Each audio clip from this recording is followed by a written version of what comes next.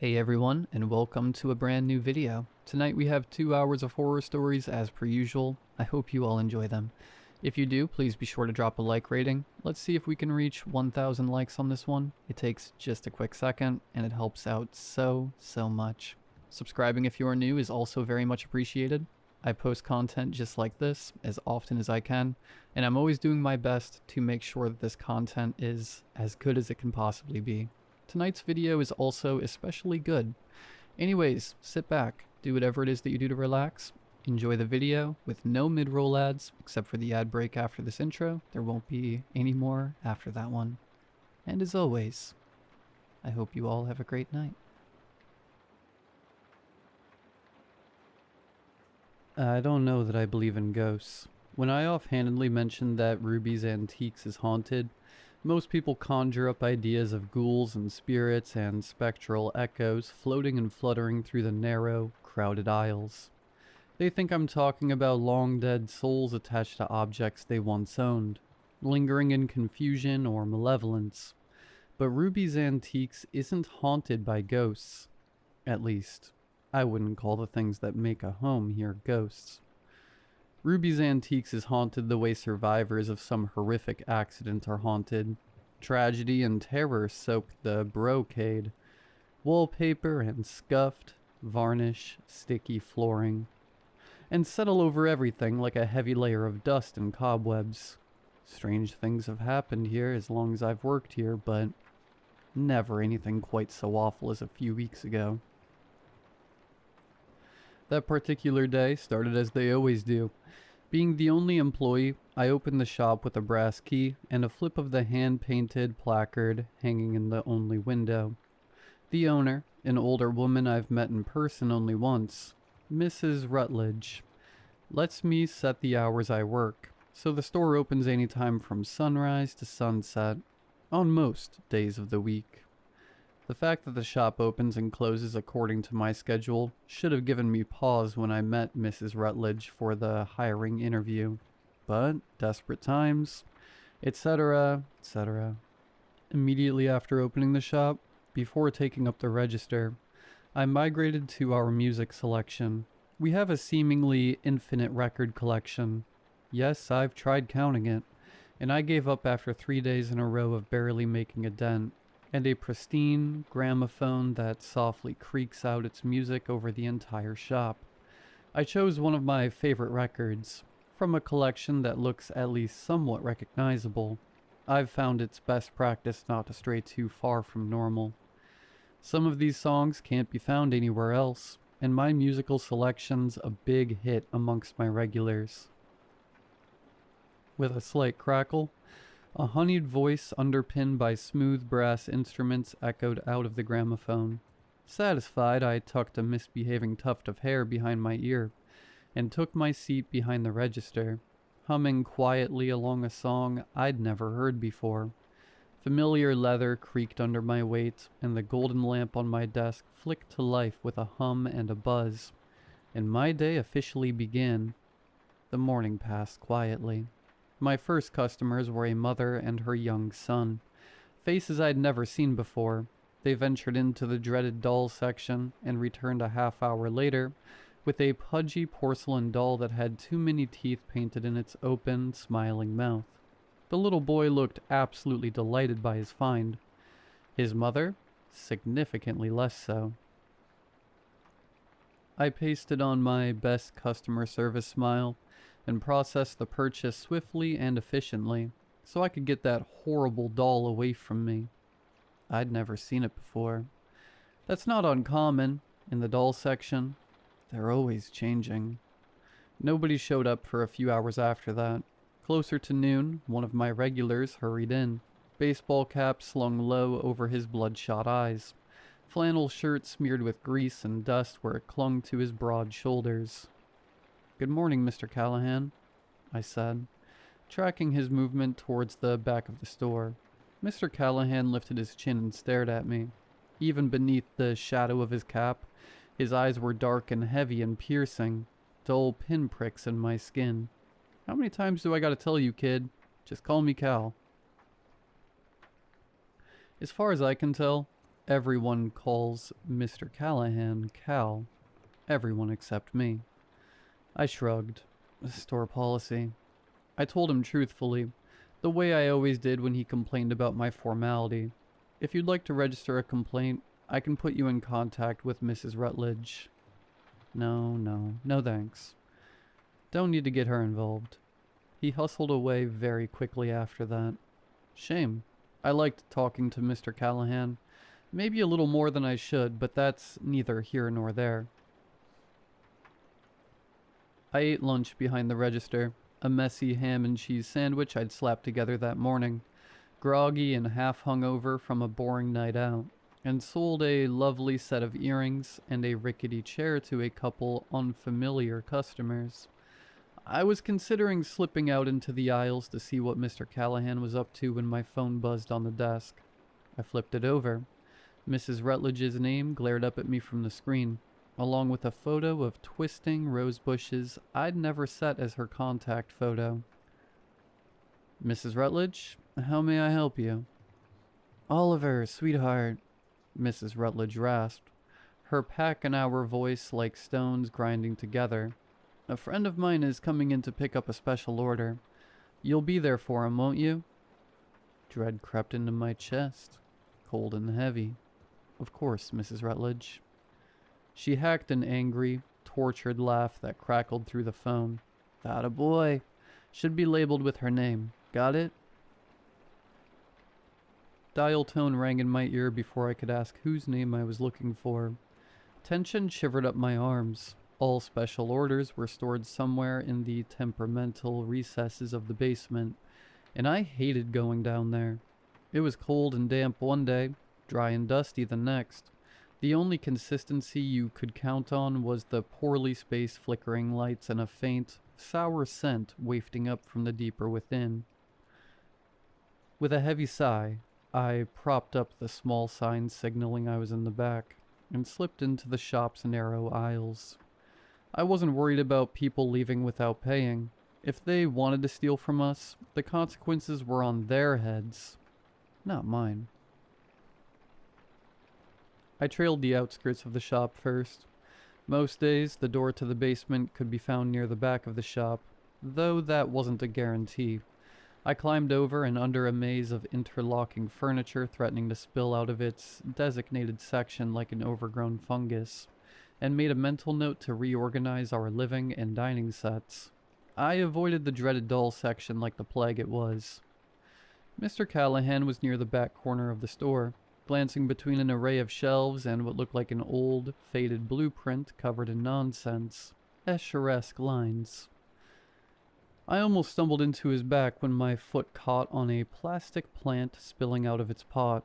Only quick reflexes and a sharp and extremely unprofessional bark of shit kept me from embarrassing myself.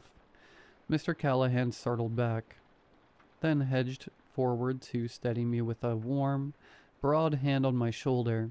For a moment, my growing chill was chased away. Mr. Callahan, I smiled to hide my wince, my voice breaking in my throat. Sorry about that. He sighed, conspicuously. He rolled up his blueprints and half-tucked them behind his back. Not a problem, kid. I hadn't intended on coming across him, but Mr. Callahan knew these dark recesses of the shop almost better than I did myself.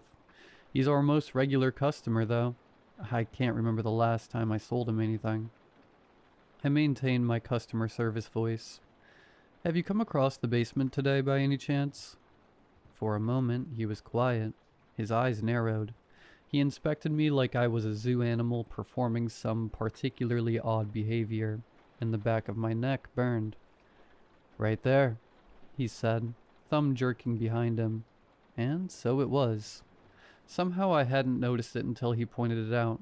The basement doorway hung open as it always did, a delicate brass chain draped across at waist height, holding up a hand-painted employees only sign.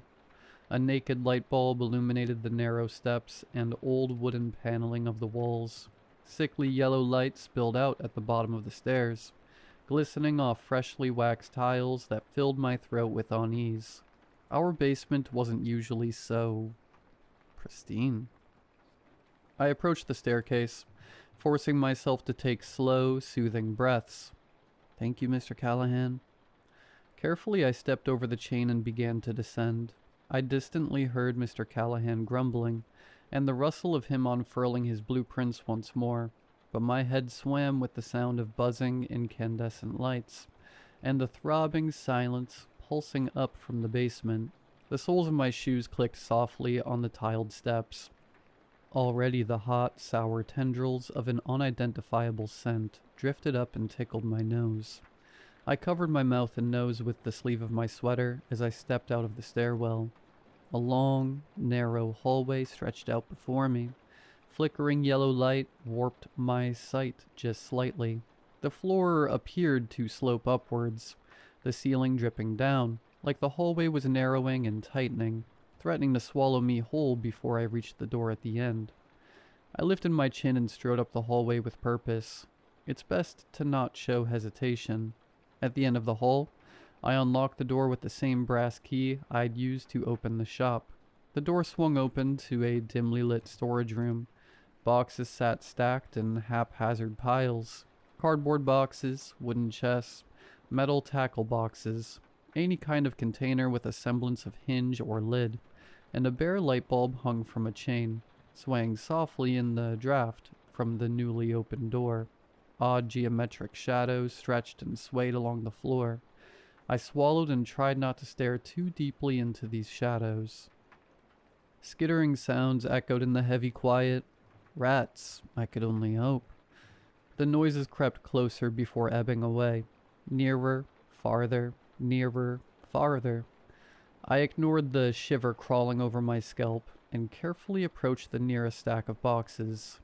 Each box in special storage was labeled in Mrs. Rutledge's loopy scrawl. Most were seemingly random numbers, some in Cyrillic or kanji scripts, and a handful were decorated with symbols I couldn't read or understand.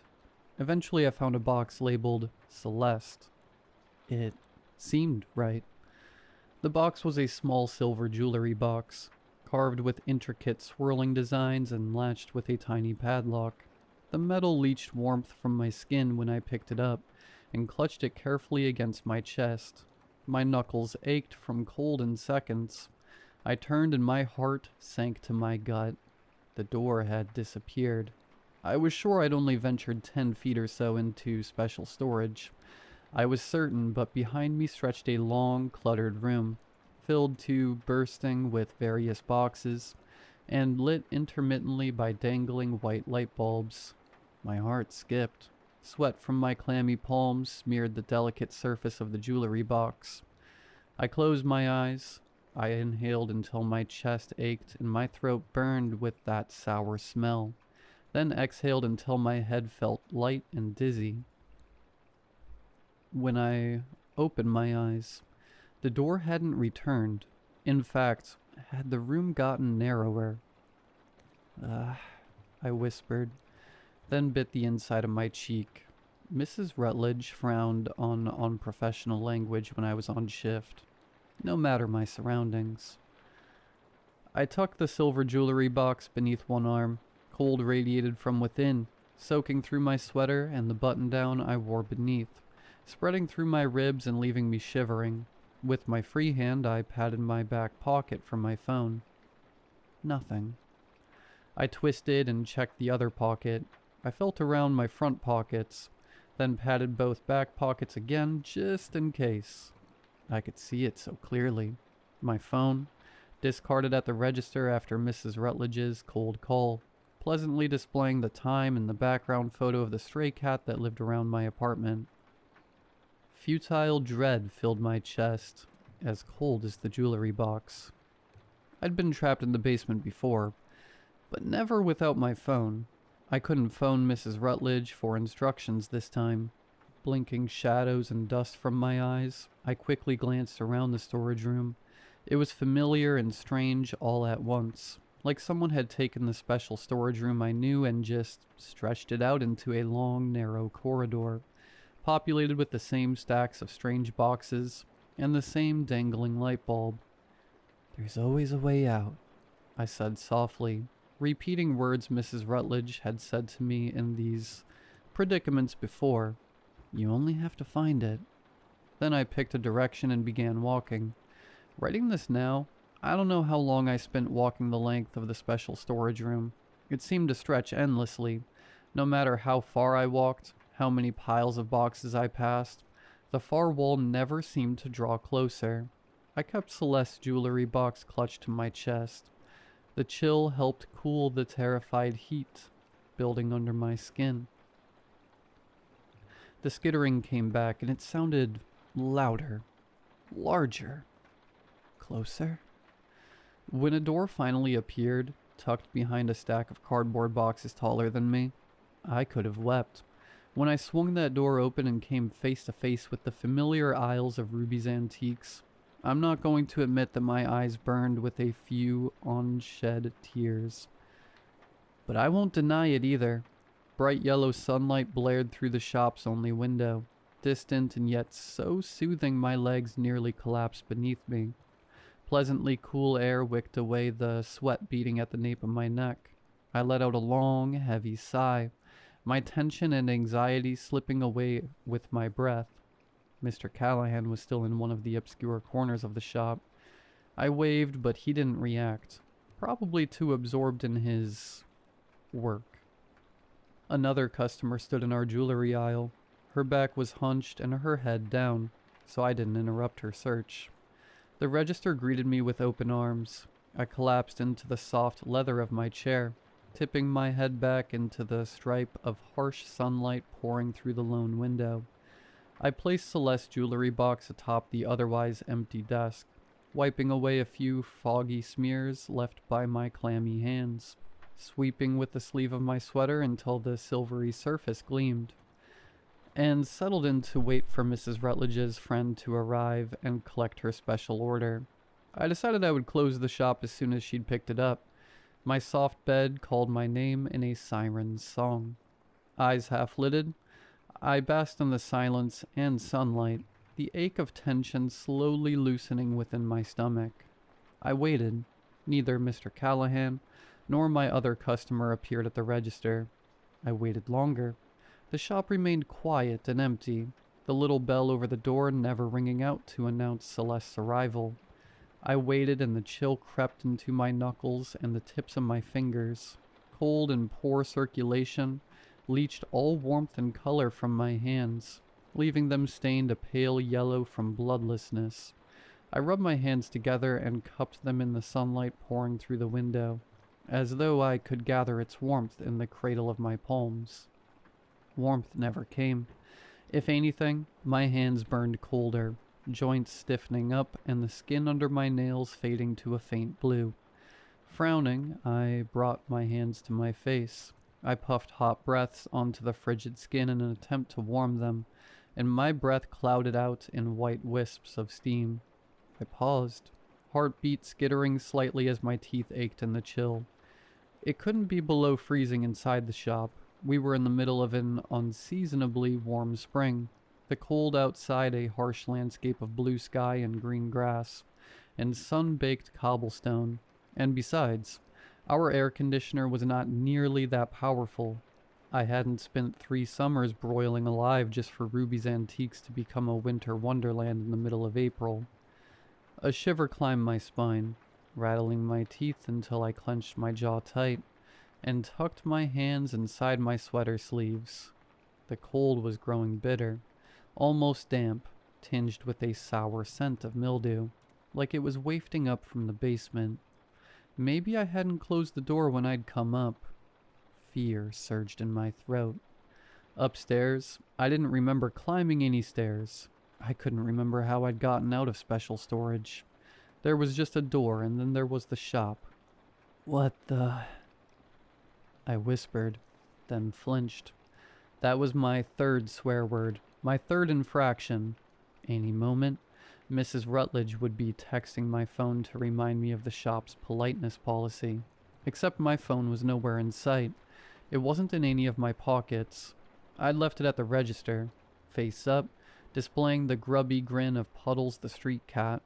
It was sitting helplessly, gormlessly in the shop. Well, I was somewhere that was decidedly not Ruby's Antiques. This was still the unpredictable basement, and that light shining in from the outside, the familiar face of Mr. Callahan and my other customer. My mouth tasted like ash. All at once I realized just how impossibly quiet the shop was. No music croaked out from an ancient gramophone. No metal and jewels clinked as the unknown customer rifled through trays and bins and boxes of jewelry. Silence hung heavy in the air. I felt eerily alone, and yet the hairs rising on the back of my neck reminded me that there were two other bodies inside the facsimile of the shop. Slowly, I turned my head in the direction I'd last seen Mr. Callahan. I couldn't see him anymore. My other customer had gone uncomfortably still while she bent over the necklace display.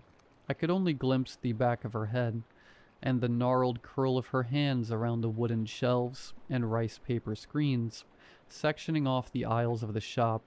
But something about the way she stood, it just wasn't right. She was more like a pose mannequin than a person. In the harsh light streaming in from the shop's sole window, her skin seemed plasticky and slightly discolored. I moved silently, carefully, as I leaned in my seat for a better look. Long black hair streamed down from her unmoving back, gleaming with iridescent undertones like an oil slick. Leather creaked under my weight as I tipped another few inches forward. It echoed through the silence like a gunshot. My heartbeat skittered and skipped. Cold sweat pooled at the base of my spine and in the crooks of my knees and elbows. I held my breath and swore I could hear my own pulse, a warm, wet pounding in the quiet. The customer with the long, oily hair began to move. It began as a twitch, a shudder, a small jitter of motion, accompanied by little plasticky pops and clicks, soft yet deafening. I sat perfectly still as her head tilted up, inch by agonizing inch. Fear spread through me like ice. I didn't know what would happen if she looked at me, if she noticed me, paid attention to me, but my nerves screamed at the idea. I didn't know where I was, but I knew I wasn't supposed to be there. Please, move, I begged myself in my head, frantic thoughts buzzing and biting like a swarm of flies.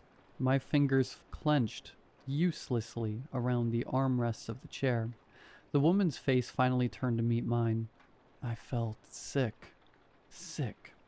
My vision narrowed to her relentless stare, and my throat closed around a choked-off gasp. I don't think I'd been expecting her to look like a monster, or to have some ghoulish visage straight out of a horror movie. Like I said, Ruby's Antiques isn't haunted by ghosts, but I wasn't expecting her to look so imperfectly perfect. Her skin was pale and shiny and flawless.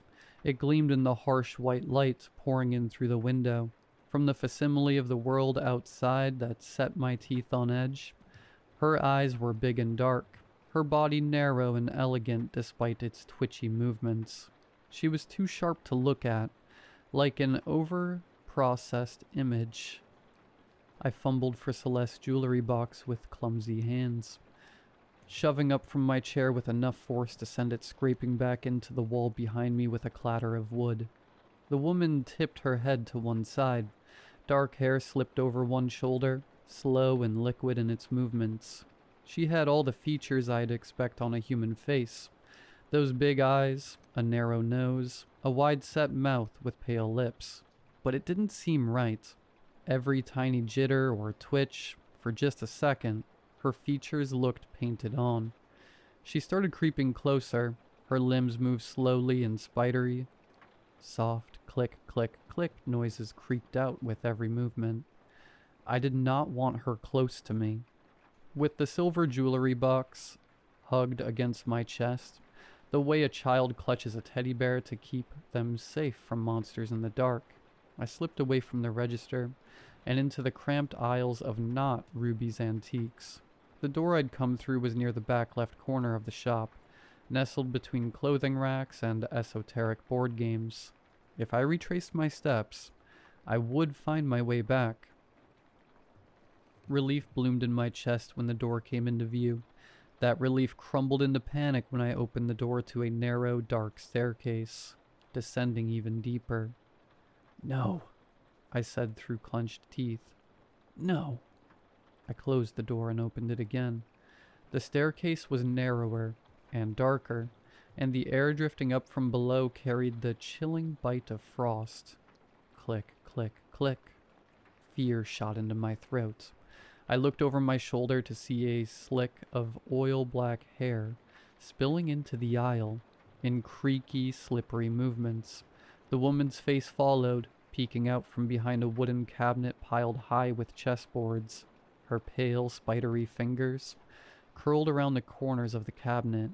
I'm secure enough in my lack of masculinity to admit the noise I let out was a fairly undignified squeak.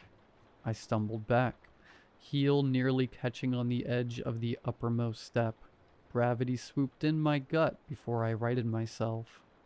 A long moment passed. Another, stretching out like strands of syrup. The woman crept fully around the corner. I spun on my heel and launched myself down the stairs, 2 steps at a time. My footsteps echoed in the tiny tunnel of the stairwell. The only light came from a naked white light bulb, buzzing and flickering with each step like any vibration might knock the wires completely loose. The staircase was abnormally long, and ended in a plain wooden door, painted in rough strokes of white paint. I didn't have high expectations when I wrenched open that door, but my stomach still flipped with delirious nausea, because not only was I staring into Ruby's antiques, but the woman was there, a foot or so closer than I had last seen her. I whirled around and found a descending staircase behind me. Shiny tile floors gleamed under harsh fluorescent light. The air was so cold I couldn't feel my hand where it clutched Celeste's jewelry box to my chest. Panic had taken hold of me pretty thoroughly at that point. I barely wasted a second before bolting down those stairs. I could still hear the soft click, click, click of her moving, even as I stumbled off the last step and threw open the cold plastic door at the bottom of the stairs. There she was. Again, even closer, staggering forward with jerky start-stop footsteps. Around her stood Ruby's antiques, coated in a glimmering layer of plasticky vinyl. Terror and frustration rose in my throat, wet and hot like a sob. I slammed the door shut and skittered down yet another set of stairs behind me. I nearly dropped the jewelry box when I opened the rusted metal door and was met with wide, black plastic eyes, staring from the shiny sockets of the woman's too pale face. Every time I opened the door, she was closer, closer, closer. But what choice did I have but to keep going down these stairs and pray I'd eventually find my way back to some semblance of normalcy? I staggered back as she inched closer, but my irrational panic had failed to account for the sudden, descending staircase behind me. My heel slipped off the edge of the first step, and I barked a wordless shout as my balance dissolved and my stomach shot up into my throat. My flailing hand managed to grip the stair rail and slow my wild momentum. Instead of tipping backwards down the stairs and cracking my skull open, I went down in a grimace tumble of slipping feet and one grasping hand. I landed hard on my butt at the base of the stairs and smacked the back of my skull into what felt like a flimsy wooden door, and the world spun in swirls of black and gray. Blearily, I blinked the clouds from my eyes. I immediately regretted it. The woman had finally crossed the threshold and was creaking down the stairs. My blood turned to ice. Panicked, shaking, I felt for a door handle with my free hand, finding nothing but the smooth seams of a door fitting perfectly into its doorway. The stairwell was impossibly narrow. The woman, even slender as she was, couldn't descend without her slim shoulders brushing the smooth concrete walls. I had nowhere left to run. All I could do was watch, heart thudding painfully in my tightening throat. as the imperfectly perfect woman crept down the stairs with all the grace of a stop-motion doll. I tried to stand, using the door to prop me up, but my legs were shaking too hard to hold my weight. My lungs burned from cold as I gulped down panicked mouthfuls of air. The strange, doll-like woman approached until the toes of our shoes were touching. She crouched, and it looked wrong, her limbs bending slightly too far out of shape. Those big, glassy eyes were pinned on me, unblinking. She leaned closer, and the scent of her, metallic and sweet, like burnt sugar and melting plastic, invaded my nose and brought panicked tears to my eyes. In that moment, I remember my terror overflowing so much that I almost felt numb. I watched as her long, spidery fingers reached out, noticing the most useless details like the smooth, creaseless skin of her pale white palms. Her hand pressed against my chest. Her nails caught on the chunky knit of my sweater, just enough to fray the yarn. I'm not sure what I expected. Horrific scenarios swarmed my mind. Her white fingers digging beneath skin and bone and spurting fountains of blood. Her glassy black eyes swallowing me whole. That plasticky sheen climbing my own skin and swallowing me whole. When her hand delicately clasped the silver jewelry box and tugged it from my trembling grip, all my panic and terror briefly gave way to pure and utter confusion. She cradled the jewelry box in the bow of her arm, like a swaddled infant. Her slender fingers peeled back the handwritten label in Mrs. Rutledge's curly script, folded it daintily in half, and offered it back to me. I blinked. My voice felt caught behind the sob still in my throat. Eventually, through several embarrassing voice cracks, I managed to ask, "You're Celeste?" She didn't respond. I'm not entirely convinced that she could have, even if she wanted to. Her plasticky joints creaked as she stood. Click, click, click. And she turned and began climbing the stairs with the same shallow, jerky gait. I watched with my heartbeat hammering in my frigid fingertips as she disappeared through the doorway at the top, desperately trying to calm my frantic breathing. When my legs could support my weight, I stood and slid open the door at my back. It, somehow, led into the basement's narrow corridor. The moment I stepped through, the door slid shut, and was nothing but a perennially locked door once again. I wasted no time. I scrambled up the hallway and the glossy tiled staircase, nearly tripping over the delicate chain at the top of the stairs when my ankle caught the employees only sign. Mr. Callahan gave me an odd look when I stumbled past him and clambered up and over a haphazard stack of dining chairs. But I had no mind to be embarrassed by my frantic, clumsy behavior. Warmth was beginning to chase away my chill, and crooning jazz echoed through the shop. But I had to be sure that I was back where I was meant to be. My phone sat exactly where I'd left it. When I tapped the screen, Puddles the street cat's gummy grin greeted me. Relief hit me like a truck. Wheezing from my retreating panic, and from the first bout of proper exercise I'd had in a week, shameful as that is to admit, I slumped into my plush leather seat and collapsed headfirst on the desk. The hollow thunk of my skull against wood was almost comforting. "You okay?"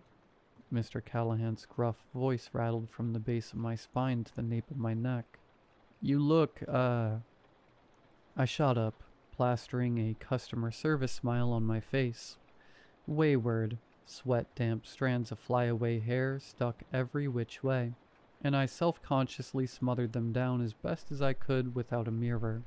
"I'm fine, Mr. Callahan," I said chipperly, before leaping from my seat so fast even the unflappable Mr. Callahan jerked back.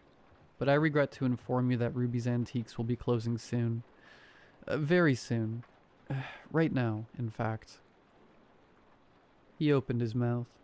Maybe it wasn't exactly polite to interrupt him, but I ached with the need to leave the shop behind for the day.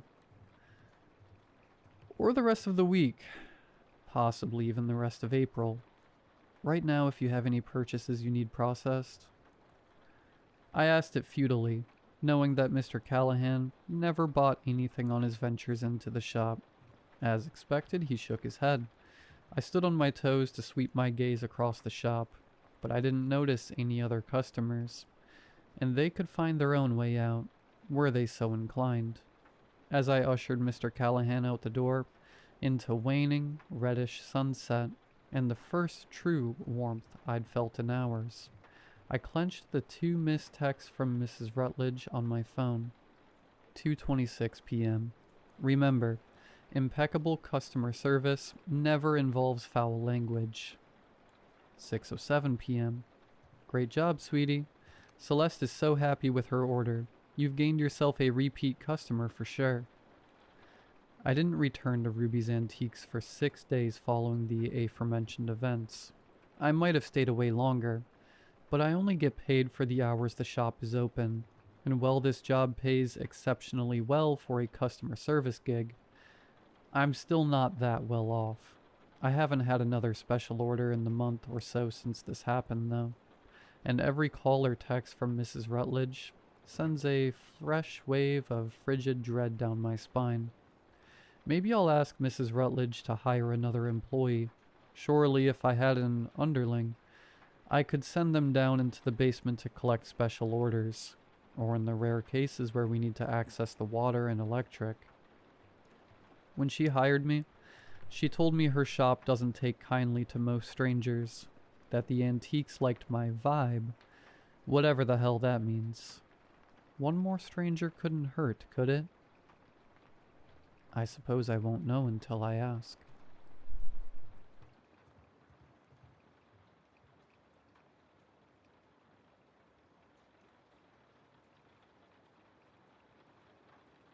I'm scared to go home. In fact, I don't think I will ever return.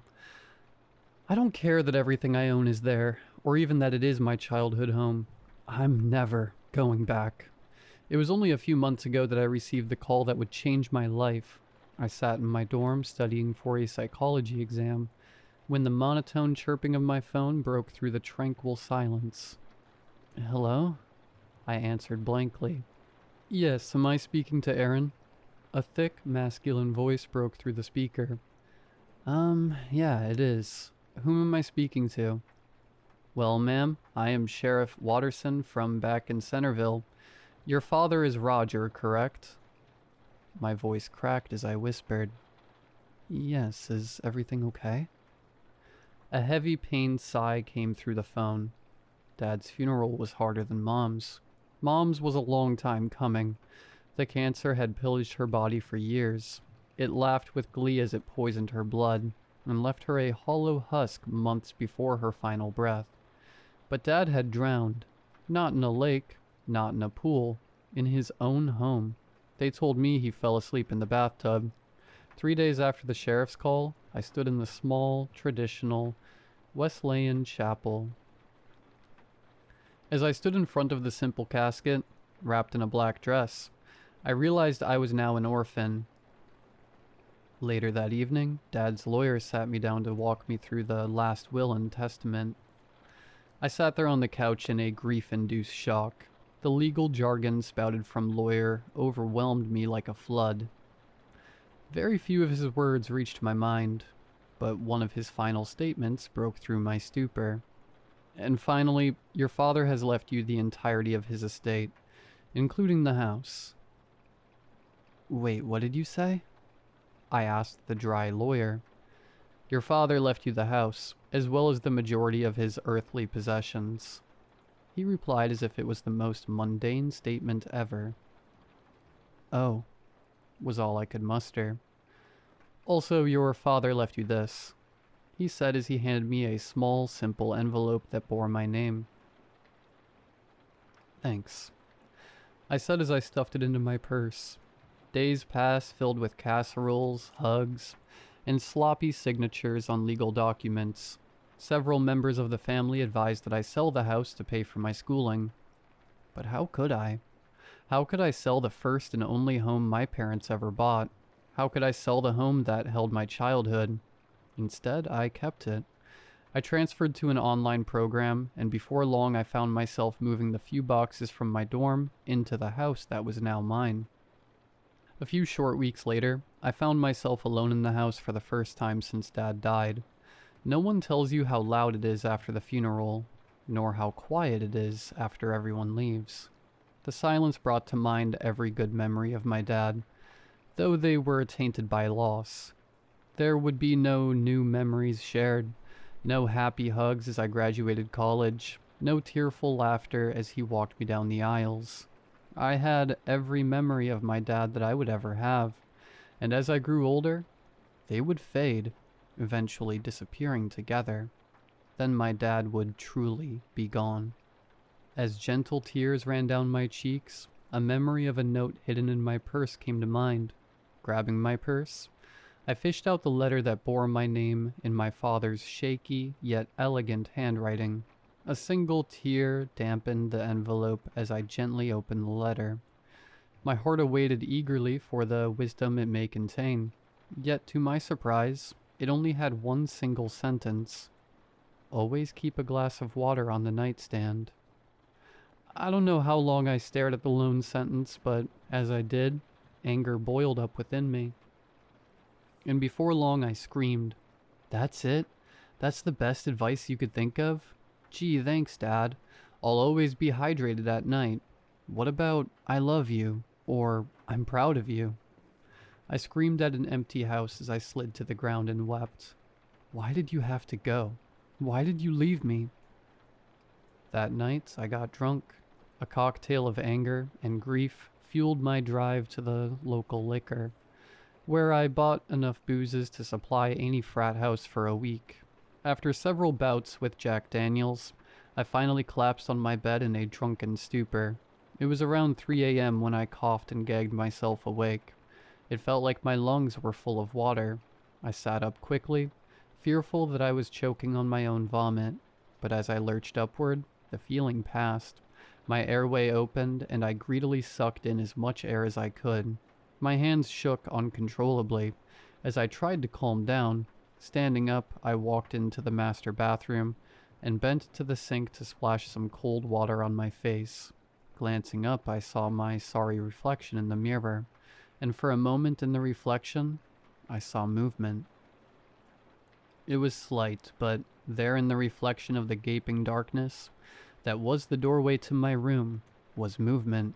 The kind of movement your eyes notice a second too late. The hair on the back of my neck stood up as the implications reached me. Slowly I turned and faced the dark void that used to be my bedroom. Armed with only a hairbrush, I cautiously entered the room. "Hello?" I said, trying to disguise the fear in my voice. "Is someone there?" The room was empty. No one was there, and I soon turned my attention to the door to the hallway. Peeking my head into the hole, I looked down both ways, and as I did, from behind me I heard the gentle trickle of water. My journey back to the bathroom felt like it took hours. I kept expecting something to touch me from the dark, but soon I stood fully in the low white light of the bathroom. Before me was the sink. A thin stream of water flowed from the faucet. My mind offered dozens of explanations, but the one I settled on was that in my fear, I failed to fully turn off the faucet and didn't notice until my terror had passed. "It's nothing, just the alcohol," I whispered aloud to myself as I locked the bedroom door and returned to bed. The next morning, I awoke in a strange mix of groggy exhaustion and quiet hope. I found myself somewhat embarrassed about the night before, both the drinking and the fear, and though I was still grieving, I told myself I wasn't going to be controlled by the loss anymore. That morning I started to unpack and clean. The work was good for me. It kept my mind from dwelling on the loss. Soon I started back on my studies, which brought me some enjoyment. For the first time in days, I felt hungry. So I walked a few blocks down to the pizza place, the same one I worked at in high school. Billy, the owner, greeted me warmly with a hug as he told me how sorry he was for my loss. "Thanks, Billy. That means a lot, I replied. We love you, kiddo, and you always got a job here if you want it. I smiled. If you're serious, yeah, that would actually be great. I could really use a distraction right now. He nodded. Start whenever you're ready. We'll take you anytime. How's tomorrow sound? He patted my back. Tomorrow is great. A few moments later, my large pepperoni pizza was ready. As Billy handed it to me, he said, On the house, kiddo. It's the least we could do. I thanked him and carried my dinner back home.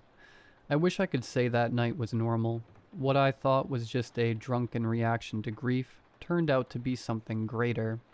Every night that week, at 3 a.m. I awoke feeling like I was drowning. Every night the feeling grew more intense, and lasted longer than the night before.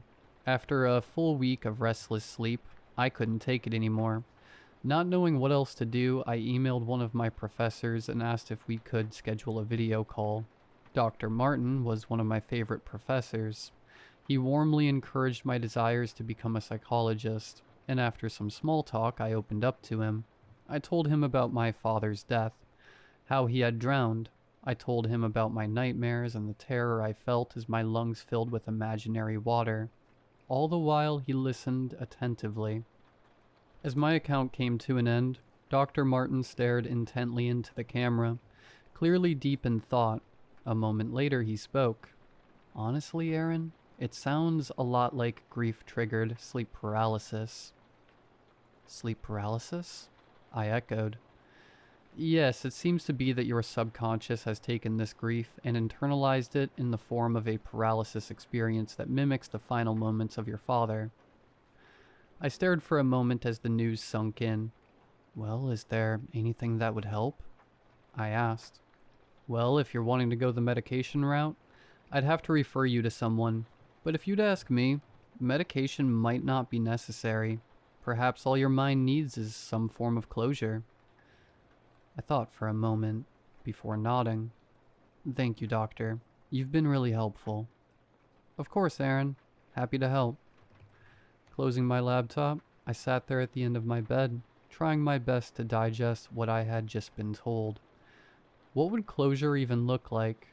Moments later, it hit me. The note. The stupid one-sentence note my dad had left me. The note that was currently hiding in the back of my junk drawer. Soon I found myself staring at the wrinkled piece of paper. All it said was, always keep a glass of water on the nightstand. Why would he write this?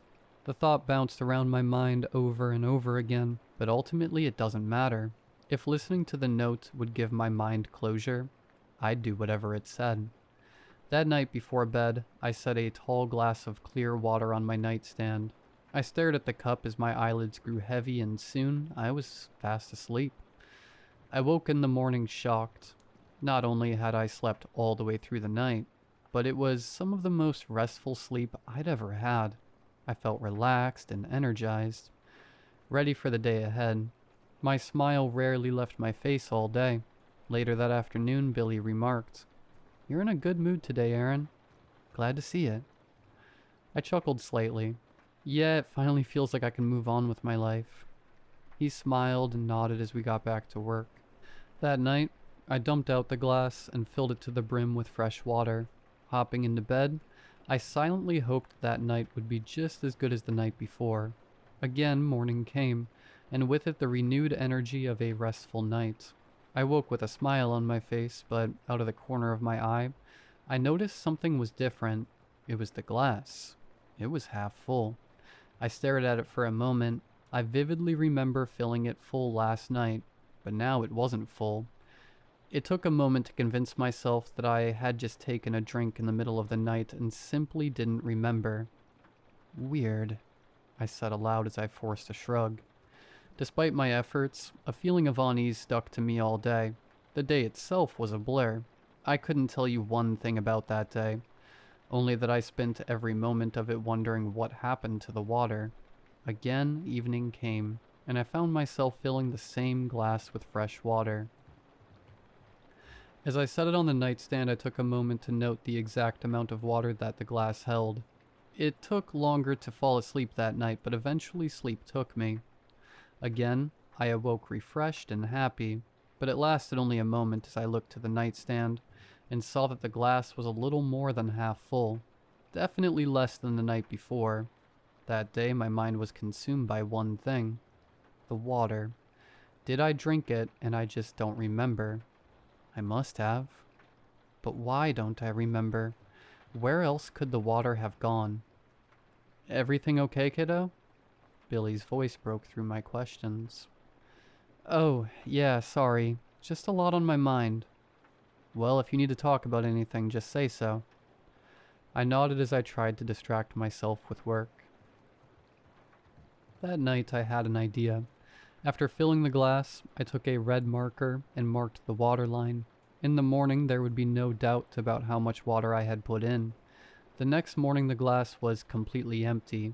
In a fit of anger and fear, I threw the glass across the room.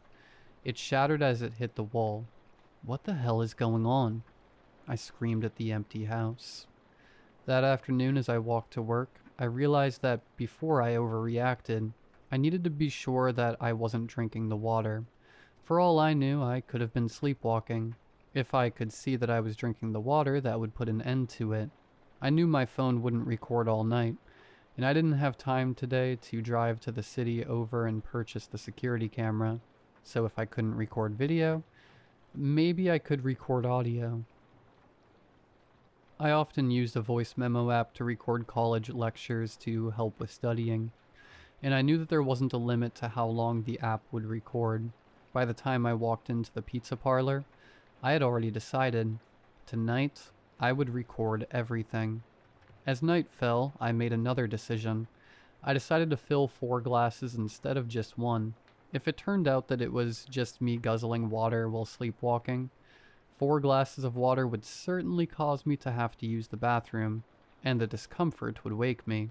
And so, with 4 glasses of water on the nightstand, and my phone recording every noise in the room, it didn't take long for me to fall asleep. As consciousness returned in the morning, I quickly turned to the nightstand, and a cold chill ran through my body as I saw 4 empty glasses. With a sweaty hand, I picked up my phone and began to play back the 8-hour recording.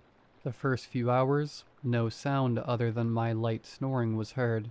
I sped up the playback even more, till around 3 a.m., when suddenly a new sound came across the phone. It was a startling sound, the type of sound only heavy inhaling of water can create. It sounded like a thirsty horse was violently lapping water from a drinking trough. It lasted about 30 seconds, and as quickly as it came, it was gone. The rest of the recording was just my snoring. I was horrified. That couldn't have been me. I couldn't have made those sounds. But I dared not consider the other option, the option that said something else was drinking the water. I hadn't heard any footsteps, no other breathing, nothing, just the unhuman lapping of water. I had no other choice. Hearing wasn't enough. I needed to see what was going on. I called Billy and called him off my shift that afternoon. I told him I was sick. He wished me a quick recovery. Not long after, I hopped into my car and headed out to buy a camera. Centerville wasn't big enough to have any stores that sold the type of camera I needed. The nearest store that did was 45 minutes away. I walked into the store and quickly found the tech section. The young man behind the help desk looked up as I approached. With a grin, he said, "Hi, can I help you?" Yeah, you can." I quickly replied, "I'm looking for a home security camera that has night vision and I can access from my phone." "Sure, we got a few options over there if you want to follow me." Out of the 4 options, I chose the cheapest. "That's a good model," he said. "The camera app will work as long as your phone has Wi-Fi." "Great," I replied. After the employee walked me through the setup progression and user functions, I returned to my car and headed home. As my father's house came into view, I was startled by how foreign it felt to me. It was no longer the home that protected me as a child. It was no longer the home that filled my mind with good memories and peace. Instead, it was some twisted version of that place. I wanted to leave and never come back. I really did. It was the house that killed my father, but If I left, then Dad was really gone. As I entered, I felt nothing. No love, no nostalgia, no comfort. Only fear. I set up the camera as quickly as I could. I couldn't stand being in the bedroom anymore. The only thing that kept me going was the desire to know the truth.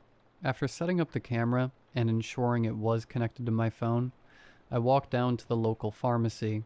I walked into the small, dusty place illuminated by dim fluorescent lights that emitted a flittering green glow.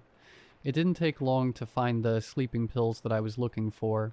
I doubted I could have fallen asleep on my own that night. Some help would be nice.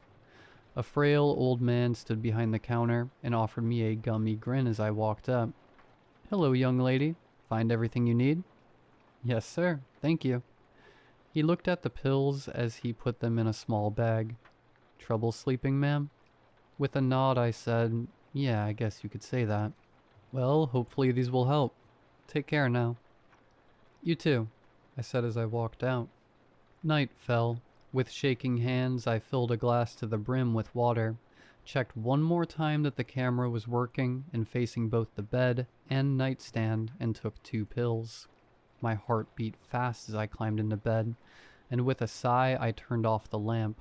Morning came, and I can honestly say it was the best night of sleep I've ever had. With a stretch and a yawn, I rose from the bed, happy and ready for the day. But it took only one glance at the empty cup for all the fear and dread to fall back onto my shoulders.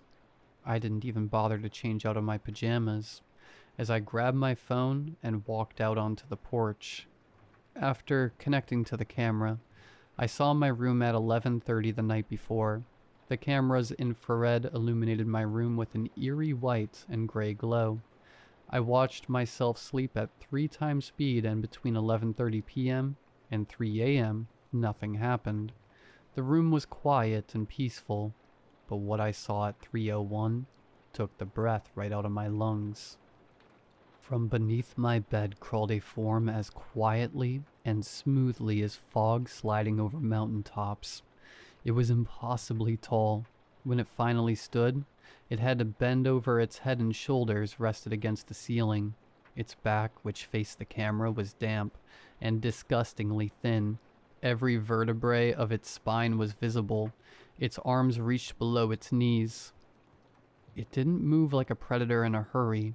It moved like something that already owned the room. The thing slowly reached for the glass of water, which looked tiny in its massive hands. It raised the cup to its lips and loudly sucked the water down, and after it finished, its neck turned its head to me as I slept peacefully in my bed.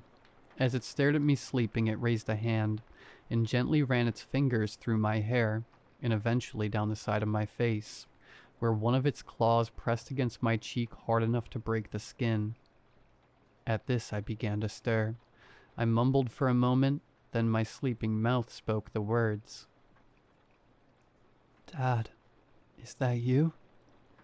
The creature stared at me, then its body shook with wet, choking laughter. And then with a creaked, unhuman voice, it replied mockingly, "Yes, it's me." "I missed you so much, Dad." It then bent over and kissed my forehead, before silently slinking back under the bed. I couldn't breathe. My stomach churned as I stumbled off the porch and into the yard. I couldn't make myself look back at the house. I just wanted to get away, to put as many miles between me and that thing as possible. So I got in my car and drove. I'm hours away now, writing this from a hotel room in another state. I'm never going back. I think it knows I left. I've been watching the camera feed, and 30 minutes ago, it crawled out from under the bed. Since then, it hasn't moved. Its eyes have been locked on the camera the entire time. They're horrible eyes, pure black with tiny white pupils. It hasn't blinked once. It's getting late now. I don't want to go to sleep. I'm afraid I'll drown.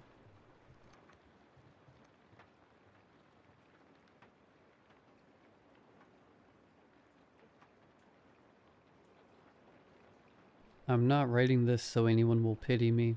or to make people feel sorry for me, or to hear that I somehow deserved what happened. I'm writing this so others can see how far things can spiral if you're someone like me. Everything started 5 years ago. The perfect example of cause and effect, how one single moment can trigger a landslide. Nora and I had been married for 16 years. We'd had our rough patches, and yes, I'll admit it openly, sometimes I was hard to live with. Stubborn, careless, and always taking her for granted. I thought Nora would never leave me, that she wouldn't even know what to do without me. But after the kids were born, everything became unpredictable. We had 3 children together.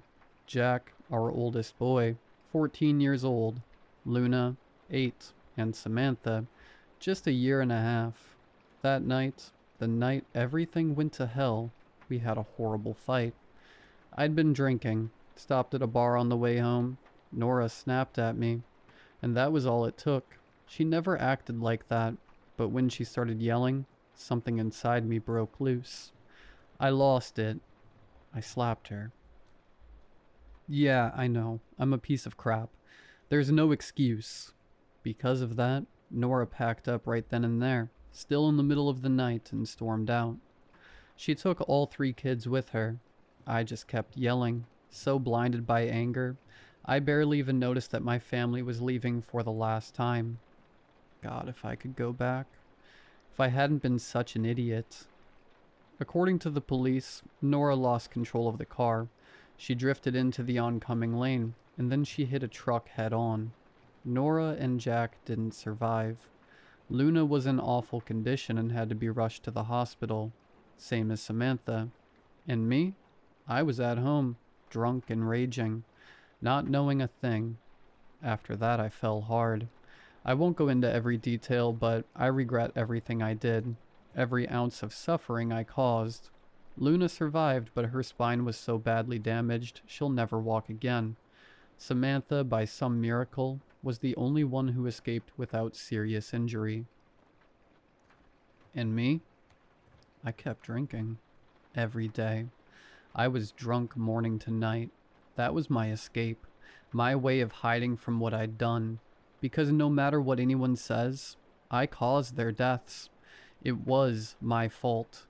They took Luna and Samantha away from me.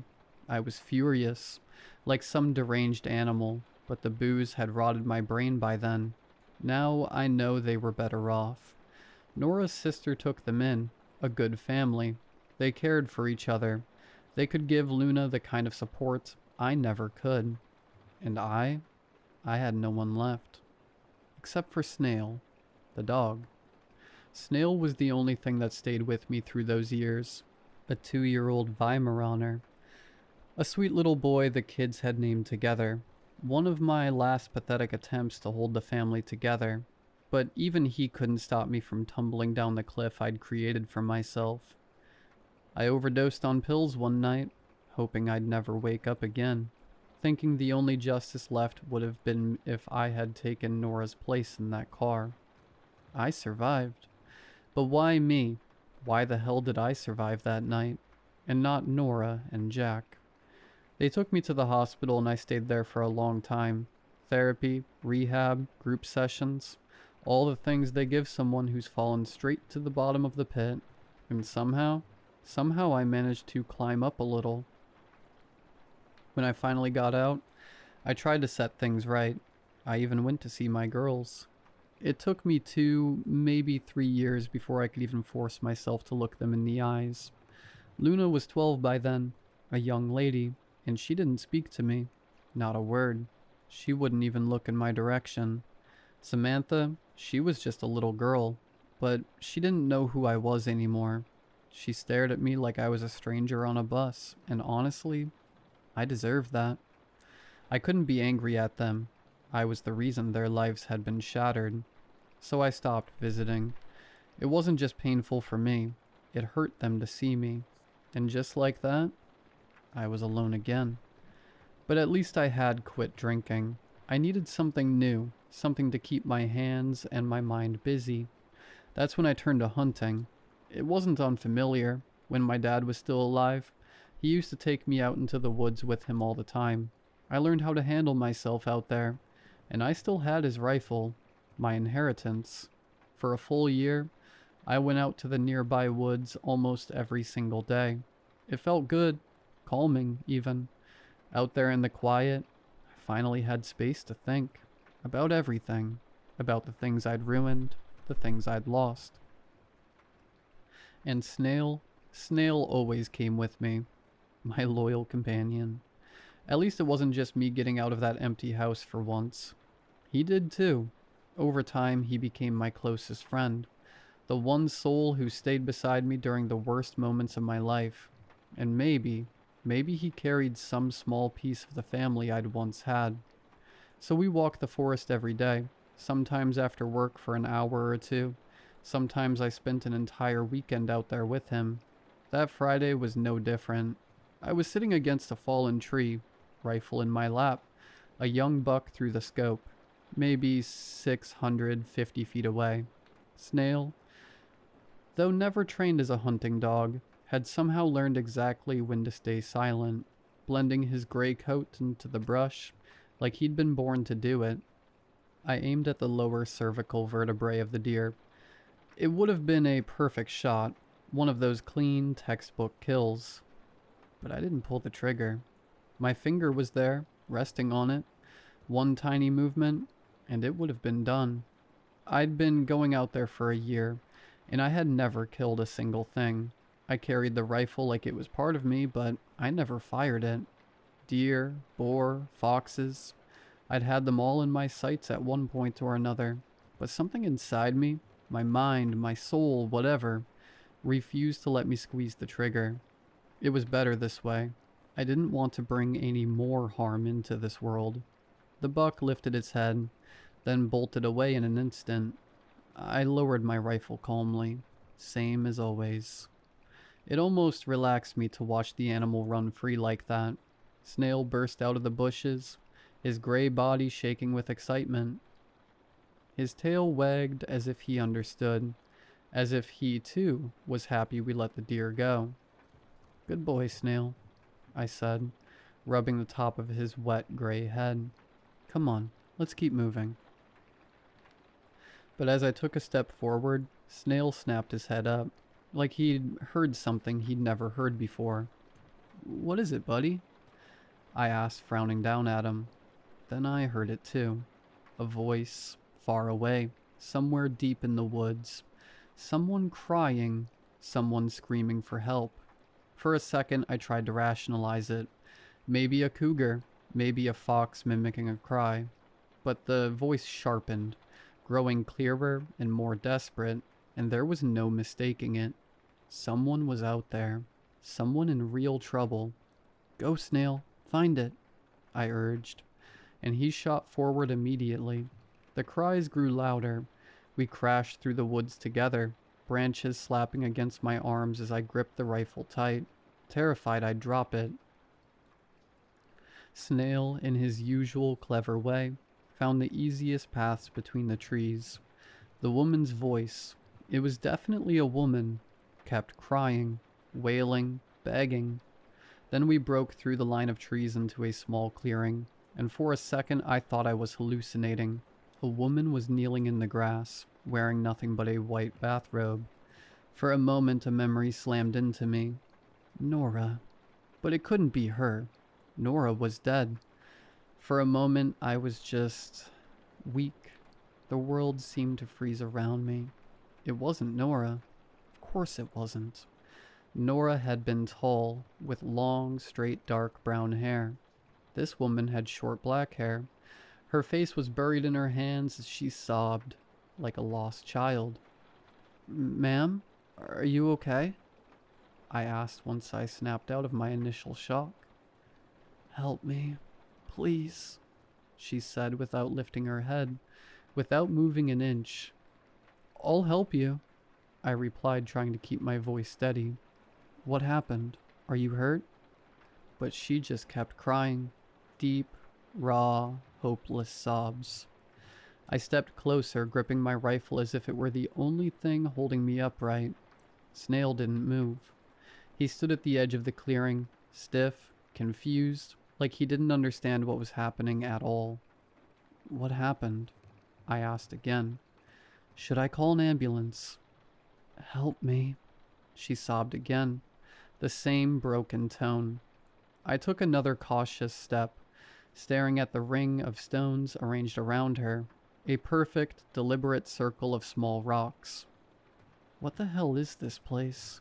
I'd walked these woods for years. I had never seen this clearing before. "Ma'am, what happened?" I asked, finally reaching out and placing a hand on her shoulder. The feeling of her skin, or whatever it was, made my stomach drop. It wasn't soft. It felt hard, wrong. Then everything happened at once. A flush, or maybe just my brain snapping, and Snail started barking like he'd lost his mind. I looked at him in confusion. Why was he growling at us? And then the woman lifted her head. Or rather, she lifted what should have been her head. She didn't have a face, not even a distorted one, just a wet, bloody mass where her features should have been. I screamed and fell backwards into the dirt. Her white robe dropped from her body. Her bare skin began to stretch upward, unnaturally long. Her arms twisted and cracked, bending backward, splitting open. More limb-like stumps burst from her torso, writhing like they were searching for something to grab. Her entire body darkened, the skin turning into some chitinous, segmented armor. She shrieked, not like a human, but like metal scraping against bone, thrashing until she finally transformed into something out of a nightmare. A 4-meter-long centipede horror, glistening in the light that suddenly vanished. As if someone flipped a switch, the sun blinked out, and the sky above us bled into a deep, violent red. In the dull red glow, Snail leapt in front of me like some ghostly guardian, planting himself between me and the grotesque centipede thing. He barked and snarled, his whole body rigid with terror and defiance. The creature shrieked in response, a piercing metallic scream, and its long body writhed like a pine tree whipping in a storm. I couldn't move. I just stared, frozen, at the shimmering plates of its chitin armor, catching the red light. Then it struck. Its massive mandibles slammed into the ground where Snail had been a second before, the impact shaking the earth beneath me, and in that moment, a single thought carved itself into my mind. If I don't act now, I'll lose the last thing I have left in this world. Instinct took over. I shoved Snail as hard as I could, sending him tumbling across the dirt. The creature's jaws tore into the soil where he'd just been. "Run!" I screamed, my voice cracking. "Go, Snail, run!" I snatched up my rifle and aimed at the monstrous thing. It lifted the front of its body, rising like a cobra, its head towering above us as it watched. My hands trembled on the trigger, but I didn't hesitate. The gunshot cracked through the red-tinted forest. The bullet hit. I heard it, a sharp metallic clink. But the creature didn't even flinch. It didn't bleed, didn't stagger, didn't react at all. My blood went cold. There was only one option left. Flee. I grabbed Snail by the collar and yanked him forward, giving him one last push. He barked wildly at the abomination, refusing to leave me, but finally, blessedly, he turned and bolted toward the trees. I ran after him as fast as my legs could carry me. We ran into the forest as fast as my legs could move. Under that blood-red sky, Snail's gray coat was almost impossible to track. Within seconds, I lost sight of him. "Snail?" I shouted into the glowing crimson woods. "Where are you?" But it was like screaming into a void. The pines looked wrong under the red light, warped, twisted, and the nightmare only grew worse. I stopped for just a second, grasping for air. I couldn't hear Snail barking anywhere. Nothing but my own ragged breathing and the distant, pulsing roar of the red sky. "Snail?" I screamed again, my voice breaking. Where are you? A crack of splintering wood snapped me out of it. Something huge was approaching. Fast. It plowed through the trees like a bulldozer, snapping branches and tearing through undergrowth. I could hear its hundreds of legs clicking across the forest floor like a hailstorm. I ran again. I didn't even know which direction. Just deeper, anywhere, gripping my father's rifle like a lifeline. The dark red sky lit everything in an unnatural glow, and only then did I realize the cold sting against my skin. It was raining. But the rain looked black under the light, pouring down in freezing sheets, soaking me in seconds. I kept running, stumbling, glancing back every few steps to see if the creature was on my heels. It was. Always. Snail? I gasped again, barely able to breathe. I leaned against a pine tree, completely drenched. Where the hell was I? What was this twisted world? I tried to gather what strength I had left, scanning the forest, looking for any sign of movement, any hint of where the creature was coming from. But what I saw instead was worse. Between the trees, figures, still black silhouettes watching me, not moving, not breathing, just staring. When I focused on them, they slipped behind the trees. But they were still there. I could feel them watching, judging, as if they knew every sin I'd ever committed. My body trembled. My mouth went dry. Snail! I screamed, using the last of my voice. The bushes rustled behind me. I spun around, raising the rifle, refusing to loosen my grip. And then, a bark. A familiar bark. A soaked gray shape burst through the foliage. In the red glow, Snail looked almost ghost-like. But he was real, thank God. He was real, and seeing him there was the most comforting sight of my miserable life. I hugged Snail harder than I ever had before. I could feel him trembling. His confusion was obvious. He didn't know where we were, didn't recognize a single scent, a single landmark. No wonder he hadn't found me sooner. Come on, Snail, I whispered, stroking his soaked fur. We have to move before that thing finds us. I glanced back toward the forest. The shadow figures were gone. Maybe Snail had scared them off. God knows I hoped so. I slung the rifle over my shoulder and moved forward, fast but not running. Snail padded at my side, sticking close. I had no idea where we were heading, but the forest felt endless, a red, twisted labyrinth with no exit. We reached a slope and I slowed down, carefully trying to make my way down the hillside. That's when I felt it, even through the thick soles of my boots.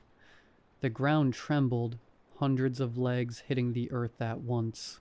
I snapped my head back, just in time to see a pine tree rip straight out of the soil and topple over. The creature was coming. Run, I shouted again. Snail, go! But this time, the creature wasn't just chasing. It was furious. In the blink of an eye, it was there. The trees beside me exploded into splinters as its massive mandibles slammed into it. Chips of wood blasted in every direction. I stumbled, trying not to tumble down the slope, and then Snail's barks. Wild, desperate, furious. Snail, where are you? I shouted, scrambling. He was close. I saw him. My brave, idiot dog was attacking the monster, throwing himself at its legs without fear, snapping and biting with everything he had. No, no, no, I screamed. Snail, come here. Run. But Snail had latched on, shaking his head violently, tearing at one of the creature's limbs. I couldn't leave him to fight alone. I spun back around, ripped the rifle from my shoulder, and aimed again. The black rain was pouring harder now. It stung my eyes, ran down my face, soaked my hands, making everything slippery. I fired. A perfect headshot. This time it connected. I heard the crack as the bullet smashed into one of the creature's churning mandibles.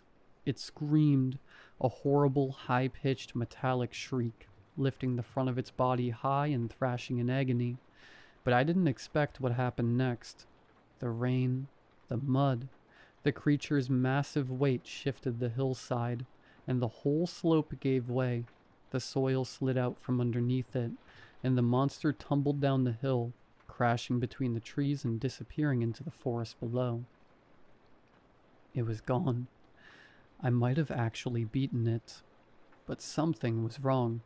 The last time I'd seen Snail, he was still attached to that thing. Where was he now?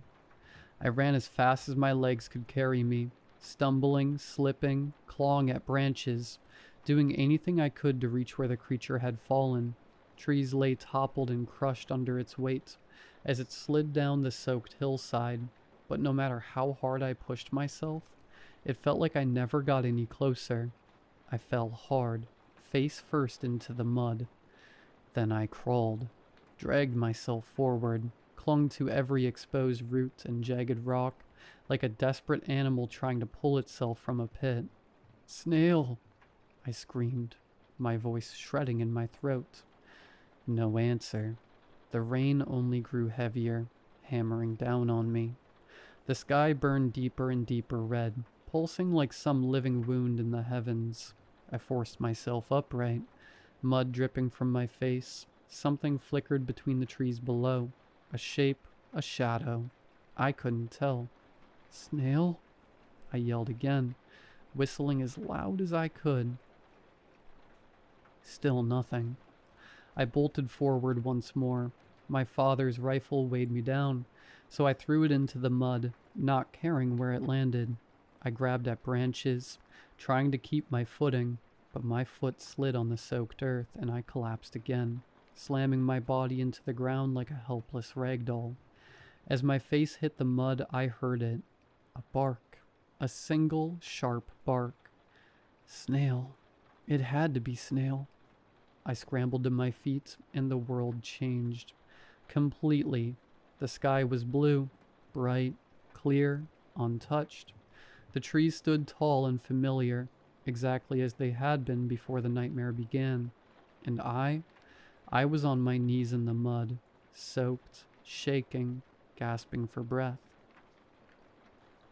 My head pounded. My heart hammered like it wanted to burst out of my chest. I could feel my blood racing with panic and exhaustion. "Snail!" I screamed again, voice cracking as it tore its way out of me. I didn't find anything. I spent days out there in those woods. Days. No tracks, no sound, no traces of what had happened, like the whole nightmare had never existed. But Snail was gone, and so was my father's rifle. Both of them left behind in that thing's world. The only intact piece of my old life, the little dog my girls had named, had vanished without a single sign. But I knew he was alive, somewhere in that red place. I could feel it. Snail was still out there, still fighting, still waiting. When I finally went home, I gathered everything I had left. Supplies, maps, anything that might help. That afternoon, I bought a new rifle. I'm going back, and if anyone reads this, know that I'm out there in the forest, searching as long as my legs will carry me. I'm bringing my dog home, even if I have to walk straight into hell to do it. I won't let him be lost too.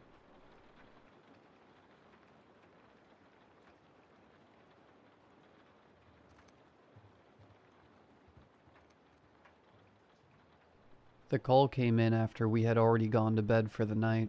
Our station's blaring loudspeaker alarm forced me to rocket out of a state of half slumber and sit up in my bunk. The words "fire response" came over the same loudspeaker as I looked at the alert on my phone and saw that only about 30 minutes had passed since I had closed my eyes. My phone read, "Forcible entry, victim trapped inside of building," followed by an address that I didn't think anything of at the time. I wasn't terribly tired. I never really drifted into a deep sleep while doing overnights at the firehouse, and so I was able to step out of my bunk, and quickly make my way to the gear room without having to shake off too much grogginess along the way. It was a cold night in the dead of winter, but my usual bunk room always feels like it's about 100 degrees in there, so I had gone to bed that night in my usual attire of black gym shorts and a gray t-shirt. The gear room, on the other hand, tends to mimic the outside temperature with near perfect accuracy, so I mentally prepared myself to step out into the frigid winter air in what was barely more than a pair of skivvies. The cold hit me hard, and I couldn't prevent myself from shivering as I walked past Osgood and Fuller, who already had their turnout pants on and were busy pulling their suspenders over their shoulders. "Feeling a little chilly there, rookie," Osgood said.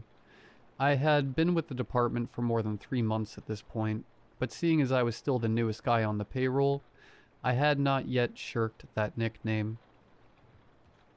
"A bit," I admitted, as I made my way to my locker and began stepping into my pants. "Maybe you can cuddle me when we get back, Ozzy." The guys laughed at that. Methods of tickling their funny bones had been some of the first things I had learned while working there. Once we all had our pants on, we grabbed the rest of our gear and began walking into the apparatus bay. Price, our driver, was already in the driver's seat of the rescue, his gear stashed in the cab where Fuller and I would be sitting. It always blew me away how quickly the guys managed to get ready during nighttime calls. The other guys all said that he didn't sleep when he worked overnights, and instead spent all night sitting in the bay, just waiting for the call that may not have even been coming. Fuller and I jumped into the cab, and Osgood climbed into the officer's seat up front. Price had the rescue peeling out of the bay before I even had my seatbelt on. "You got the address, right, Pierce?" Osgood asked our driver. Price nodded. "Yeah." "Do you recognize it?" "Yeah," the driver said again. "How could somebody possibly be trapped in there?" "I don't know," Price said, "but I don't like it." "What's so weird about that address?" I asked, confused by their conversation. "It's the address of that supermarket that shut down a while back," Fuller said. "Not just shut down," Osgood said. 10 months ago it was completely abandoned, out of the blue. It's been closed up ever since. There's no way somebody could be trapped in there." "Maybe some teenagers broke in or something," I said. "What do the notes say?" "Somebody called 911 and said they were stuck," Osgood explained. "They said, 'I can't get out,' a handful of times before they hung up the phone. Dispatch couldn't get any other details from the caller before the line got disconnected." "Maybe it's somebody pulling a prank," I offered. Fuller shook his head. "The notes say the call came from the landline in the office at the back of the store. Whoever made the call definitely made it from inside of the building." Price partially glanced in Osgood's direction while he drove. "So what's the plan then, officer?" Osgood, evidently not finding anything useful in the digital system while browsing through the tablet sitting in front of him on the dash, flipped through the binder of old pre-plans resting on his lap. When he found the page he was looking for, he took half a minute to skim its details. "We'll pull around the back and enter through the door in the rear," he eventually said. "You boys back there good to do some forcible entry?" "Yeah," Fuller said. He looked at me. "You take the Halligan, I'll take the axe." I nodded. "All right." Our conversation went dormant as we continued our way to the scene of the call. The frigidity from the outside world seeped into the cab as we drove, and I soon found myself shivering once again. Pulling on my turnout coat helped the cold some, but I still found myself wishing desperately that I could be back in that 100-degree bunk room. I silently resented whoever had called us out here on such a brutal winter night. We were almost certainly in the midst of being pranked by some kids. With any luck, we would arrive on scene and find them outside without ever having to enter the building, where we could quickly scold them for wasting emergency resources before returning back to the warmth and comfort of our station. We still had a long, cold night ahead of us, and I prayed to God that this would be our only call before my shift ended at 6 a.m. Osgood looked at Fuller and me in the rearview mirror. "Get your packs on now, boys," he said. "I want everyone on air. We ain't taking any chances with the air quality in this place, considering how long it's been sealed up." "You think it's going to be dangerous in there?" Fuller asked. "I don't know," Osgood said, "but it can't hurt to be safe." I resisted the urge to groan. Going on air meant we'd have to refill the cylinders when we got back. Of course, we could have just slapped fresh tanks into the SCBAs and left the used ones in the engine bay until morning, but if Osgood didn't insist on refilling them right away, then Price most certainly would. Our long night just got a few minutes longer. Osgood, Fuller, and I pulled our SCBAs over our shoulders and began tightening the straps. Price's pack was in a compartment just outside of the driver's side door, so he wouldn't be able to get it on until we arrived. None of us pulled our masks on yet. We knew we would likely have to force the rear door, and we didn't want to fog up the face coverings with the effort. We arrived at the strip mall where the abandoned supermarket lived, and had to drive the length of the shopping center before we could loop around to the rear side. Much like our destination, most, if not all, of the storefronts along the strip appeared to be devoid of business. It was difficult to make out any details in the dark, but from my spot in the cab, I could see that several storefronts lacked any kind of signage or branding out front, and those that did possess these things looked to be in varying states of disrepair. The road we drove on, as well as the parking lot on our left side, were riddled with potholes that were stared down upon by row after row of completely dead or rapidly flickering streetlights. The entire place felt incredibly eerie. It was as if we were driving straight into an apocalyptic hellscape that existed only a short few minutes from our fire station. Price pulled around back and we disembarked from the rescue. Osgood approached the rear of the supermarket, while Price pulled on his SCBA, and Fuller and I grabbed a set of irons from the rescue tools compartment on the truck. We had also each grabbed a flashlight from the cab of the apparatus before stepping outside. They hung from our sides by their straps and gently bumped against our hips as we approached the structure. The building's rear was constructed of old, faded, crumbling brick. A single loading dock, complete with a rusty iron shutter, was carved out of a section of the wall. A couple of yards from this dock was a small concrete platform, accessible by both a staircase and a ramp of the same material. A metal door existed at the top of the platform on the same wall as the shutter. Osgood was already standing outside of this door. Price was climbing the steps, while Fuller and I approached with our tools.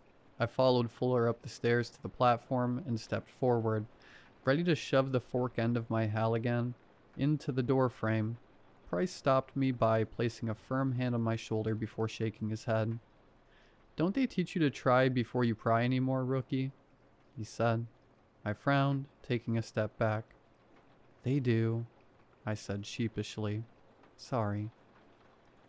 Osgood laughed. "I guess you can't blame the guy for being a little eager." He wrapped a gloved hand around the door's handle, gripped the latch, and pulled. Much to my surprise, the door put up no resistance as it came away from its frame. Osgood noted my change in expression and grinned. "Don't look so surprised," he said. "The caller had to get into the building somehow, after all." "Yeah," I said. "I guess you're right." Osgood released his grip on the door and allowed it to fall back into place. "All right," he said. "Let's get on air and get this over with." We did as our officer instructed and pulled our masks onto our faces before we opened our air cylinders. I heard my SCBA's low pressure alarm ring briefly, indicating new airflow, before I attached my regulator to my mask. My next breath allowed a small blast of air to fill my mask and kiss my mouth and nose. When we were all ready, and our breaths were coming in the form of slow, deliberate shallows, Osgood once again opened the door. Price stepped inside first, followed by Fuller and then me, with our officer bringing up the rear. The metal door groaned shut behind us, cutting off our portal to the outside world. All four of us clicked on our flashlights and began scanning our new environment with our beams. We found ourselves in a tight, dark hallway. Its walls were made of plain, off-white brick. Its floor a long stretch of worn, gray vinyl. Thousands of particles of what I, at the time, assumed to be dust floated and flitted through the air all around us. "Fire department!" Osgood yelled. His words sounded mechanical and distant through his SCBA's voice amplifier. When he received no response, he lowered his voice and directed it at us. "The pre-plan says the office should be just up ahead." He led the way through the passage until we came upon a door on the wall to our left. It hung slightly ajar. The space beyond it was bathed in darkness. "This should be it," he said. Osgood slowly pushed the door open and allowed the flashlight attached to his turnout coat to illuminate the space beyond the threshold. He then took a cautious step inside. "Fire department," he called again. "Is anybody in here?" The rest of us stood in the hallway while our officer searched the office. All three of our pass systems, the blaring alarm on our SCBAs, that starts going off when we've been standing idle for too long, began to sound while we waited. We all needed to shake our SCBAs in order to silence the alarms, a process that became as second nature to us. After about 30 or 40 seconds in the office, Osgood came back out into the hall and closed the door shut behind him. "It's empty," he said, "but the phone is hanging off the receiver. It's got a dial tone." "So then somebody actually was here," I said. Fuller glanced down the hallway from which we had just come. But why would they need to call 911 when they were this close to the exit? Osgood shrugged. "Beats me, but I think somebody really did make that call from inside of this place." "Maybe it actually was a prank after all," I suggested. "Might have been," Price said. "Doesn't change the fact that we still have to search this whole place." "How is everyone doing on air?" Osgood asked.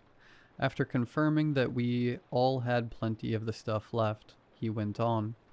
"Let's get this over with then. If we're quick about it, we can finish our search without having to go back for fresh cylinders." He led us down the hall until we reached another metal door at the far side. This barrier was different from the earlier one in that it was already partially ajar. A strange fact, considering that the door of the exact same type had closed on its own. This had evidently raised red flags for all four of us, because we immediately began to share glances with one another that we all knew indicated our concern, despite our faces being largely obscured by our masks. Osgood took a cautious step toward the door. He attempted to push it open, but he was immediately met with resistance. He then positioned his forearm against the barrier and gave it a forceful shove. The door still put up a fight, but with a little effort, he was able to create enough of an opening for us to fit through. With the space cleared, he took a step inside. The heavy metal door remained frozen in place even after he had left it behind. "Jesus Christ," we heard Osgood say from the other side of the threshold. Price quickly followed our officer through the doorway. Fuller went after him, and I brought up the rear. The space on the other side of the threshold was just as dark as the hallway had been, but our 4 flashlight beams did their best to illuminate our new world. More particles, thicker and more dense in their congregation, floated through the air all about us. They were so plentiful that our lights struggled to penetrate their haze, but we had just enough illumination to see that we were in a stockroom behind the main store. The walls, ceiling, floor, and shelves were all covered in a heavy layer of fungus. The mass looked to be one giant, perpetually growing organism that was constantly and frantically searching for more space to consume with its long, tendril-like roots. Looking at the ground, I could see that the door we had just come through had been forced to scrape along the fungus in order to come open.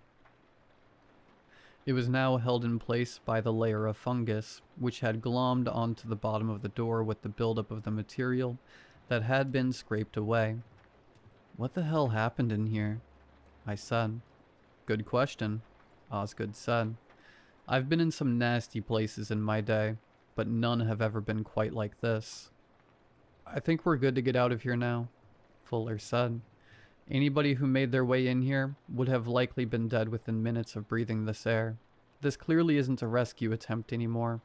If anything, it's a recovery. All the more reason we need to press on, Price said. If somebody is still alive in here, then we need to pull them out ASAP. We're not properly equipped for this, Fuller said. We should be in hazmat suits in an environment like this, not turnout gear. Price shrugged. It don't make a difference anymore now, seeing as we're already in the thick of it. The Price is right, Osgood said. We need to at least check this storage area. If we see no signs of anybody being in here, then we'll pull out, call in hazmat, and get deconned. But we need to make it quick. Fuller, you'll search to the left with me, while Price and the rookie go to the right. Fuller sighed to announce his frustration, but he offered no further protest. Osgood looked at Price. Radio us if you find anything.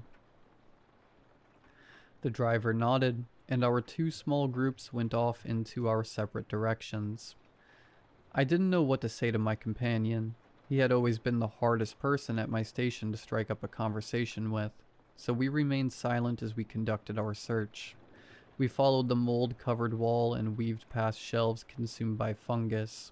After rounding a corner, we came across a new metal door that was largely covered in the mass, and which was only identifiable by the handle that stuck out from the blanket of mold. I figure this door leads into the loading dock based on the pre-plan, Price said. He took hold of the handle and tried to open the door, but it remained firmly in place. Locked, but I doubt we'll be needing to go in there anyway. This door looks like it's been shut tight for a long time. Any potential victim in here won't have made it past this thing. We continued on for another minute or so before we spotted Osgood and Fuller. When we reached them, we found that they were waiting for us in front of a pair of swinging doors. One of the doors was slightly ajar. It was pushed away from us and stuck in place, just like how the metal door had been. You took so long that I was getting ready to radio you, Osgood said. We were looking at something back there, Price said. He glanced at the fungus-caked double doors. I'm guessing you two aren't the ones who pushed that open. Correct, our officer said. Which means whoever was in here went further into the store. Which means we need to keep going. I expected another protest from Fuller, but the man remained silent. After another quick oxygen check, during which we confirmed that we all had close to 3/4 of our cylinders left, we continued on into the store proper. Osgood pushed against the stuck door similarly to how he had the previous one, before leading the way into the space beyond it. I did not think that the mold spores, could have gotten any worse than they already were, but I was wrong. They were so thick and oppressive that I could hardly see beyond their dense curtain. The haze partially reflected my flashlight's beam back at me. It felt as if I was surrounded by the smoke of a burning building, or as if I had been swallowed by a heavy, ravenous hare. An even greater quantity of mold infested this new space.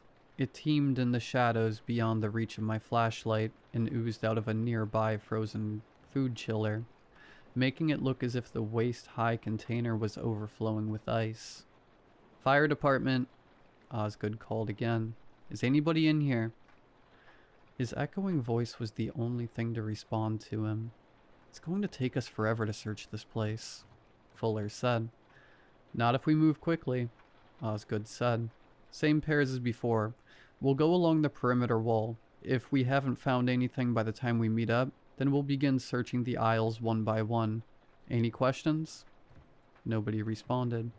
Good. Now let's get this over with before we start getting low on air.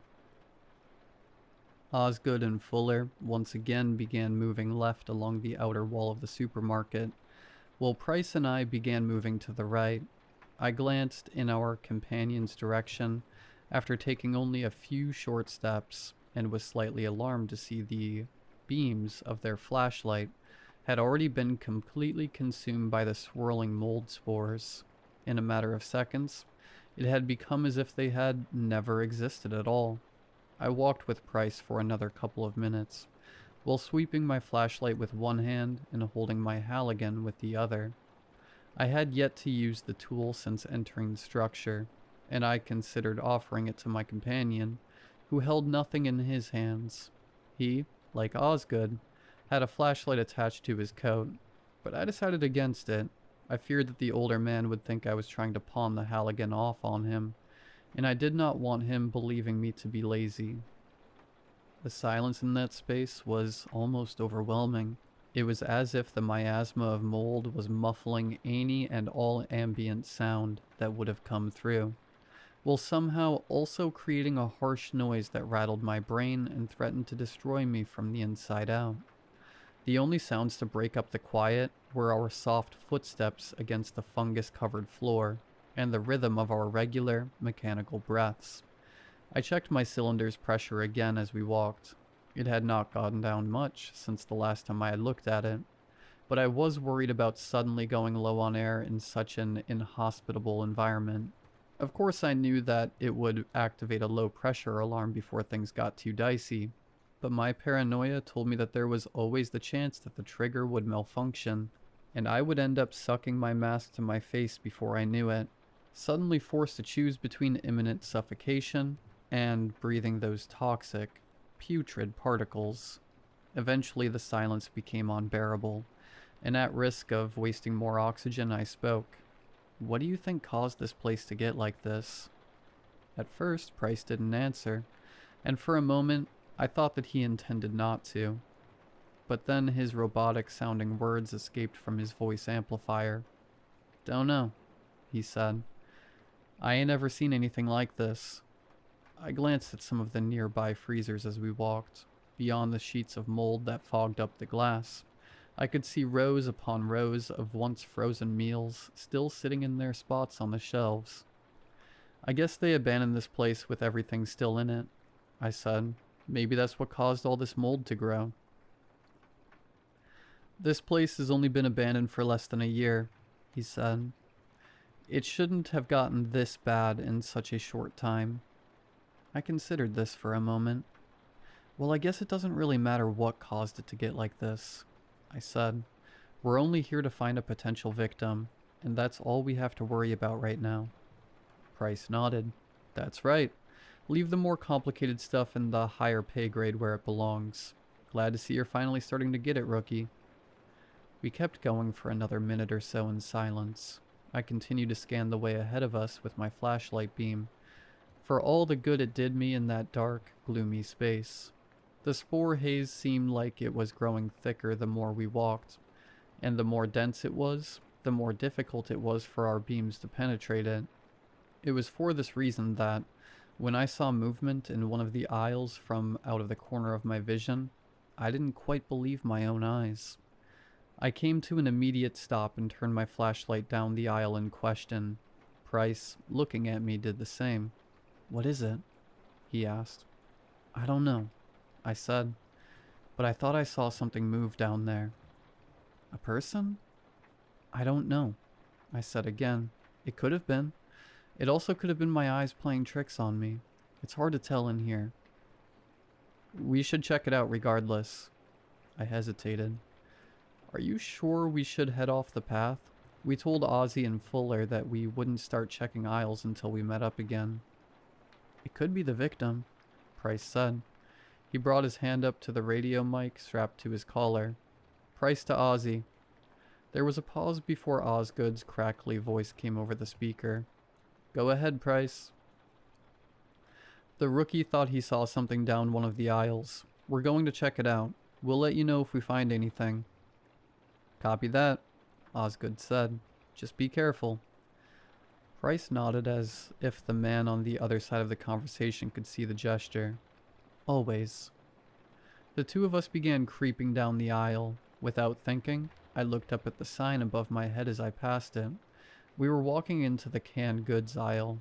Part of me wanted to chuckle, The items down that aisle would probably have still been edible, assuming one felt so inclined to dig them free of the layer of fungus that guarded them. I couldn't say the same for almost anything else in the store. "Fire department," Price called, speaking that familiar mantra. "Is anybody there?" Silence. Price and I got to the center of the aisle, right about to where I had seen the movement earlier. We searched around the place with our flashlights, but we turned up nothing. As far as either of us could tell, we were completely alone in that passage, surrounded on all sides by preserved foods covered in an ever-growing blanket of death. "See anything?" my companion asked. When I shook my head, he brought his hand up to his radio. "Price to Ozzy. Turns out it was a false alarm. We'll get back to the outer wall and continue our..." The sound of crashing glass behind us brought his words to an abrupt end. Price removed his hand from his radio as he and I turned to look in the direction from which we had just come. On the floor a few yards away lay what I could just barely make out to be a shattered jar, its contents spilling out onto the floor and mixing with the mold that lived there. "You alright, Price?" Osgood said over the radio. My companion ignored the question. Instead, he and I shared a brief glance before we took a cautious step towards the ruined jar. "Hello?" Price said. "Is somebody there?" His words were replaced by a sudden shout as his feet were pulled out from under him, and he landed on his back with a terrible crash. Price began sliding along the moldy floor in the direction that we had just been facing.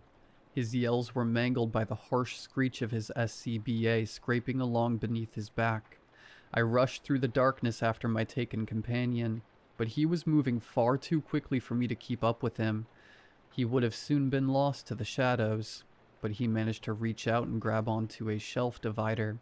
As he was pulled past it, the thing dragging him continued in its effort, but he managed to hold on long enough for me to reach his side. Wrapped around his leg was a long, squirming tendril that stretched out into the shadows beyond where my flashlight beam could see. It fought desperately to rip Price free of his anchor, which he held on to for dear life, dropping my flashlight and allowing it to come to a rest at the end of its strap at my side. I took my Halligan into both hands and lifted it up to my head before bringing the forked end down upon the angry tendril. Matter was severed from matter, as both ends of the tentacle, now free of each other, writhed on their own. The end wrapped around Price's leg released its grip as it began to violently contort on the ground. The longer section quickly darted away from the blow and disappeared into the darkness. I took my Halligan into one hand and used the other to grab Price by the arm. He desperately backed away from the twisting mass as I helped him to his feet. After taking a few minutes to catch our breath, we cautiously approached Price's attacker. It looked to me, in the dim light of my flashlight's beam, to be a tendril of moldy, twisting flesh, an unholy union of fungus and meat. It continued to squirm on the floor, but without its main body to support it, its efforts were ineffective. "What the hell is it?" I asked. "I don't know," Price said out of breath. "But we need to get out of here." I noticed a sudden hissing noise, which prompted me to lean towards Price. My stomach sank as I realized that the sound was his quickly depleting air source. "I think your cylinder ruptured when that thing attacked you," I said. "We need to get you outside." "Not until we find the others," Price said. "We can both go off of your cylinder for a bit if we need to." He quickly changed a knob on his radio. "I'm going to contact dispatch. See if you can get a hold of Ozzy and Fuller." As he began his transition to the outside world, I brought my hand to my own radio mic and pressed the button to begin my transmission. "This is Search Team 2 to Search Team 1, I said. A few moments of silence passed, during which I did not receive the go-ahead to speak. "Come in, Ozzy. Are you there?" I was met with further silence. "Ozman, Fuller, are either of you there?" "I can't get in touch with dispatch," Price said. "Something must be blocking the signal. No good on reaching the others either," I said. "Damn it," he said. Then we're just going to have to... A horrible, screeching wail suddenly came blaring through both of our radios. It was so loud that we could hear the original sound coming from the other side of the building. The radio was unnecessary to broadcast that cry of primal, desperate distress. That sounded like Fuller, Price said as we both looked in the direction of the scream. He had hardly finished his sentence before the blaring alarm of a pass device shattered the atmosphere all around us. Price did not even glance my way before he took off in the direction of the shrill noise. I offered one final glance at the still squirming tendril of flesh before rushing after him. I squared up next to my companion, and together we sprinted out of our aisle and toward the source of the commotion. The pass alarm grew in volume and intensity as we ran, until it finally reached its final, ear-splitting evolution. We rounded a corner and soon found ourselves in the midst of its mighty, overwhelming song. The sound was coming from the space that had once served as the store's meat department, a gigantic mass of writhing, undulating, mold-infused meat grew from the remnants of the department's display case, which had long since ruptured from the pressure created by the abomination that we now gazed upon. The mycotic mound of once flesh squirmed and lurched as its Stygian body continued to intrude from the space beyond the display. We quickly spotted the source of the pass alarm, the meaty silhouette of one of our companions. It would turn out to be Osgood, stood completely still as the wall of flesh consumed the rest of his body. His pass alarm became muffled as the mass closed around any remaining apertures through which the sound could escape. The screaming SCBA's flashing orange lights continued to gleam through the coffin of carrion before they too were completely ingested. What looked to be the outlines of several arms, legs, and even faces stretched out from the squirming heap of meat. The muted, agonized groans of our swallowed companion joined a chorus of indistinct voices that called out from the tumulus of wiggling death. "I can't get out," I thought I heard one of the voices say. I also thought I heard another one say the word "stuck," but I couldn't be certain. The words sounded more like the primal cries of panicked animals than the intelligent sentences of human beings. "Mother God," Price muttered next to me. Fuller stood at the very limits of this advancing mass. Several fleshy tendrils were wrapped around his legs and hips and torso, and pulled at him as he desperately swung at his attackers with his axe. I rushed to Fuller's side and began digging at the tendrils with my Halligan. He managed to sever one of the muscly vines as I worked, but two more quickly took its place. They managed to easily dodge his incoming blows. One latched itself around his neck while the other splashed against his mask. The mask shattered with enough force to disconnect his regulator. I only heard his scream for a brief moment before the mass of fungus and meat filled his mouth and nose and completely consumed his face. I instinctively tried to step away from the mound of twisting tissue, but I was stopped when one of the fungal tendrils lashed out and grabbed onto my boot. Price rushed forward and grabbed the axe from Fuller's hand.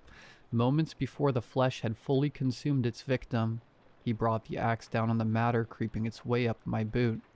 I was able to pull my foot away from the larger mass and managed to shake away any meat that remained there, setting myself free. "Come on," Price said. He turned and ran away from the growing wall of carrion without looking to see if I was following after him. Needless to say that I was. I also did not turn back to offer our last companion a final glance, for fear of losing all hope at the sight of the monstrous formation of meat that so desperately sought to add us to its ranks. We cut through the nearest aisle in our desperate fight toward our exit. Tendrils of matter rushed toward us as we fled. Each of us swung our respective tools turned weapons at our encroaching foes. Fungal flesh splattered against the shelves of either side of us. We did not stop to admire the works of art that we left behind. Soon our exit came into view. I was filled with a burst of hope that was quickly dashed into oblivion when I suddenly noticed that I was running by myself. I turned back around and spotted Price crouched on the floor a few yards back. He desperately hacked and sucked at a regulator that was no longer providing him with any oxygen. In my frantic effort to escape, I had not noticed the sound of his low air alarm. I did not know how long he had struggled on while fighting against his need to breathe. A tentacle exploded out from the darkness and wrapped around the arm holding his axe. I took a step toward him, but he used his free hand to rip his suffocating regulator free of his mask. "Go!" he shouted as spores filled his lungs. 2 more tendrils grabbed hold of him and began pulling him deeper into the shadows. He did not scream even as they found the new opening in his mask and made themselves at home. I turned and sprinted away from my companion. It seemed to take me hours to reach the swinging doors that led into the storage area, but at long last I finally stepped beyond the threshold. I continued to run, my breath coming in the form of heavy, mechanical gasps as I reached the partially open door that led into the back hallway. I did not think that I would find the strength to force my heavy, sweating body through the tight aperture, but I somehow managed to make it to the other side. The way outside was now in sight. All I had to do was make it to the other side of that impossibly long hallway. Something latched onto my back, halting my progress. My next step grew heavier, as did my next, until I could no longer move forward. Looking over my shoulder, I saw multiple tendrils latched onto the back of my SCBA. I desperately began tearing at my air pack straps, while silently cursing the fact that the thing was so thoroughly secured to my body. Soon everything was pulled loose, and all that remained was one strap pulled over my shoulder. I took one final gasp of air from my regulator before I tore it from my mask, and brought the bottom of my hood up to cover the new opening. I then released the SCBA strap from my shoulder. The air pack fell backwards into the tendrils that so desperately pulled against it. In the same moment, I managed to sprint away from the lost air source and rushed the rest of the way toward my exit. My lungs burned as I tore open the metal door standing between me and the outside world. I scrambled onto the cement platform and quickly slammed the door behind me. It wasn't until I was down the stairs and halfway to the rescue before I finally pulled my hood away and took a huge, gasping breath. Fresh air had never tasted so good before, but I did not have time to enjoy it. I rushed to the rescue, climbed into the officer's seat, and reached for the radio attached to the center console, but my hand did not even make it halfway to its destination before the speaker came to life with the anguished, tortured wails of my 3 lost companions.